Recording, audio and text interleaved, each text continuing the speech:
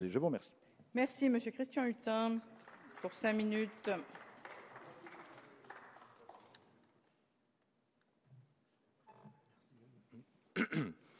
Merci Madame la Présidente, Monsieur le Ministre, Madame la Présidente de la Commission, Monsieur le rapporteur. Alors, Monsieur le Ministre, vous serez probablement frustré de débats, de discussions dans les jours qui viennent, compte tenu du faible nombre d'amendements qui ont été déposés. Alors, je ne résiste cependant pas à en rajouter et à évoquer devant vous un épisode marquant de notre réunion de commission. Monsieur le rapporteur s'en rappelle probablement, c'est notre collègue et camarade André Chassaigne qui a dit, qui a cité un proverbe auvergnat, je pense, et qui a dit « on n'achète pas un âne dans un sac ». Un âne dans un sac, c'est un proverbe auvergnat. Alors permettez-moi d'avoir mon propre... En Auvergne, ce n'est pas un lièvre, c'est un âne. C'est un grand sac. C'est un grand sac. Alors, Monsieur le Ministre, permettez-moi d'avoir mon propre bestiaire, et pour rester dans l'imagerie d'André Chassaigne, j'évoquerai l'âne de Buridan concernant ce texte. L'âne de Buridan, je pense que tout le monde sait à peu près de quoi il s'agit, c'est-à-dire cet âne affamé, assoiffé.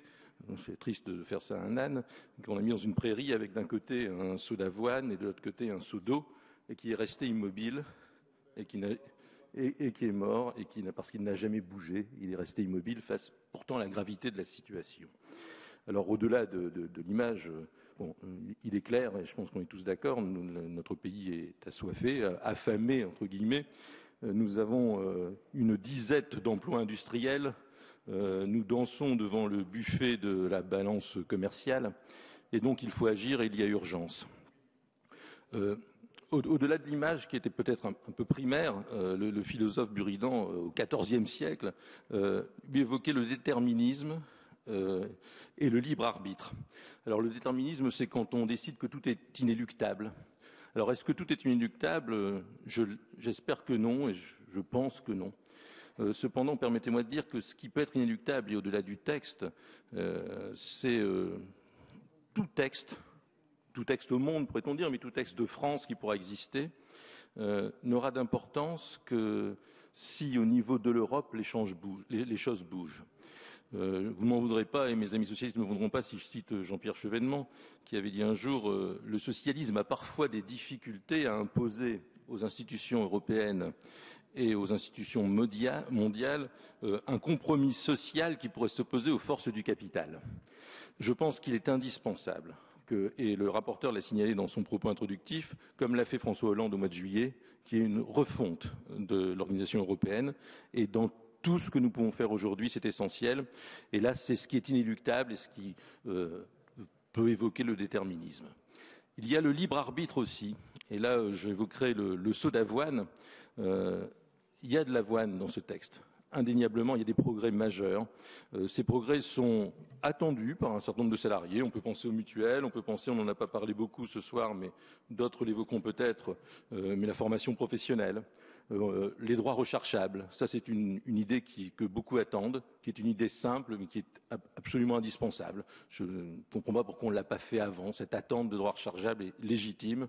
Il y a le retour de l'État. Le rapporteur l'a souligné également. Le retour de l'État, alors on n'en est pas aux procédures qui existaient dans les années 80, mais on s'en rapproche et c'est une excellente chose.